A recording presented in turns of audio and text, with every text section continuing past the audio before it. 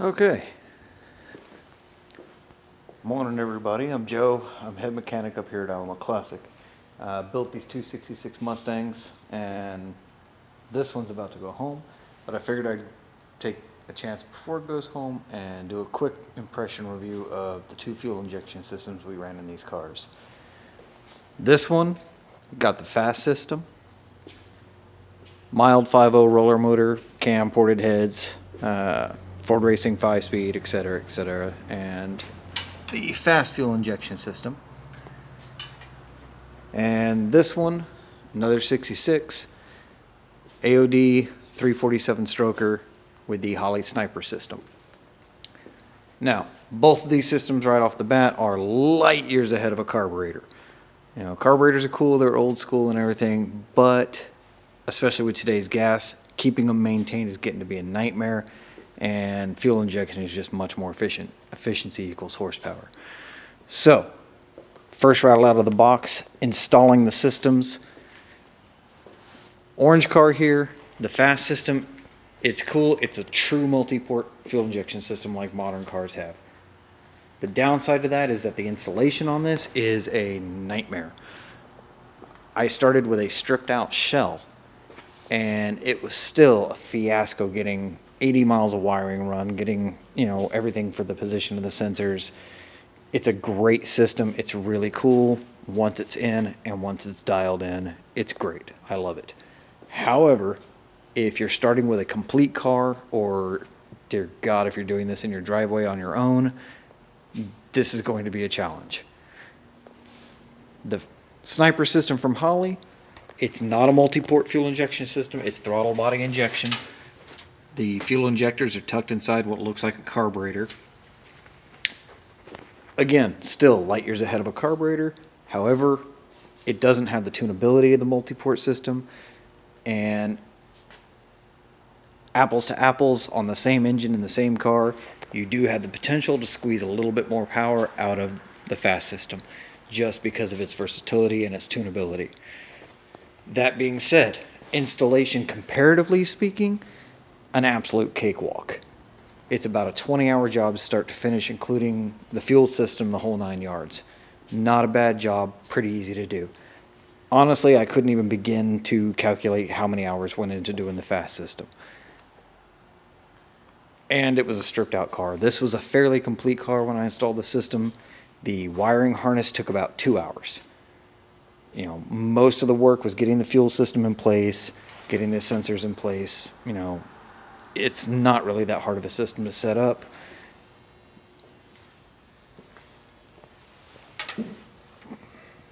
One of the things that makes this so much easier than the fast system is this is set up kind of how you would expect a modern car to be. You've got your fuel injection system, you've got all your various sensors, you have an ECU which we put behind the dash. Both of them require running an MSD box to get the most out of it. That's no big deal, we put that behind the dash with everything else. But I don't know how well this is going to come out. There are miles and miles of wires going everywhere on this car. It was interesting getting it all tucked away, especially behind the dash. There's not a lot of free space back there anymore. On the Sniper system, the ECU is actually built into the throttle body. The computer is inside this block right here. So basically you have the throttle body assembly, you have the sensors that are already attached to it, and then you have a small bundle of wiring that comes out of it and leads out to the various other sensors, O2 sensors, etc. Parts wise, much simpler system, makes the installation way simpler. Again, there are advantages to running the multi-port fuel injection system if you want to be able to tweak it and get the very most out of it. Now, this is still tunable, but it's very basic. This you can go through and dial in every single aspect of the timing curves, the fuel curves, acceleration enrichment, so on and so on and so on. This is a little bit more of a simplistic system, but it works. Put the crate motor in, hooked up the EFI, turned the key, started it. After putting in the basic parameters, engine size, style of camshaft, etc. But very simple installation, very simple startup. nightmare installation. Getting this thing dialed in, it runs beautiful now, but out of the box, not so much. It had a basic tune, but you have to go in and dial in everything.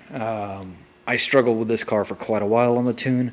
It would idle great, rev great, everything else, but under load, it felt like crap. Finally, I found the problem, got it fixed, dialed it in. The enrichment fuel on the acceleration curve was dumping really, really fat under load, which brings up one downside of both of these. Not so much a downside, but something I wish they would add would be a playback program. I wasn't able to see that until I was able to ride shotgun with somebody else driving while I watched the monitors to see what was happening, because wide open throttle, staring at a little bitty computer screen, not a really good idea when you're by yourself. But once I could watch the monitors while it was under load, I saw the fuel air ratios dump to 10-1. That told me what the problem was, and I was able to go into the programs, get it fixed, get it dialed in, and it's running great. This thing runs like a champ right out of the box. You put in the basic parameters, and the self-tuning system does the rest. You can go in and play with it a little bit, tweak it a little bit, but there's not really much need to. It runs like a champ, literally right out of the box. So basically, they're both badass fuel injection systems. This kit, parts-wise, round about $1,500. This is about $4,000. Installation, if you're paying somebody to do it, you're looking at about 20 hours. You're probably going to get popped for at least 60 hours to do the fast system start to finish. So dollar for dollar, that's a winner. But they're both great systems. It just depends on your skill level, your budget, and what you intend to use it for. Both of these are street cars. They're not race cars. Really and truly, this would have been just fine with the Sniper system, but the fast system is cool. It looks badass when you pop the hood. I love the tunability of it, and I hate the tunability of it. It's a mixed bag. But they're both great systems. Now that this one's dialed in, they both run like champs. Side-by-side horsepower comparisons, not really worth it. That's a mild 5.0. I gave this one a little bit of a disadvantage, or advantage rather. But anyway, they're both great systems, but just wanted to give you my impressions of it. Both fun, both light years ahead of a carburetor, but there are trade-offs, you know. Minimal tunability, but it's ready to rock right out of the box once you put the basic parameters in. Not even close to ready to run out of the box. A nightmare to install, but once you get it dialed in, you can tweak and play with this thing and get every aspect of it dialed in exactly how you want.